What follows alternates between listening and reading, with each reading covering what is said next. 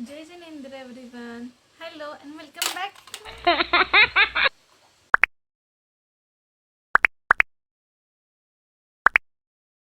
Hello everyone, Jai Jinendra and welcome back to my channel.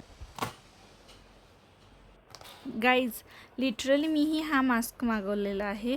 इन्स्टावरती, यूट्यूबवरती कुठंही scroll केलं तरी मला हा मास्क इझिली सगळीकडे दिसत होता. तर म्हणलं वाय नॉट, आपणही ट्राय करून बघूया की खरंच हे इतकं रिअल आहे का, की ह्यावरती म्हणजे रील्सवरती असं सांगत होते की याच्याने आपले ओपन पोर्स जे आहेत ते सगळे क्लोज होऊन छान आपली स्किन मॉइश्चराईज होईल. तर माझ्या स्किनवरती तुम्ही पाहू शकता की ओपन पोर्स आहेत, ॲक्नेज थोडे झालेले आहेत आता टी झोनवरती वगैरे. तर हा मास्क आहे ना, हा हाफ सेक्शनमध्ये आहे. माउथ सेक्शन नोजपासून आणि परत नोजपासून आईजपर्यंत वरती फुल असं. मग हा लावण्यासाठी तर खूप इझी आहे आणि असं स्टिकी आहे थोडासा. आणि सिरममध्ये ना ह्यात क्वांटिटी भरपूर आहे. मग फेसवरती लावताना ना आपल्याला असं थोडंसं तेला टॅप टॅप करून लावायची गरज आहे, जेणेकरून ते पटकन चिटकून बसेल. आणि हे जे आहे ते मी आईज पॅच आधी लावून घेते आहे. त्यानंतर हे वरचा जो सेकंड पार्ट आहे तो आपण अप्लाय करून घ्यायचा आहे.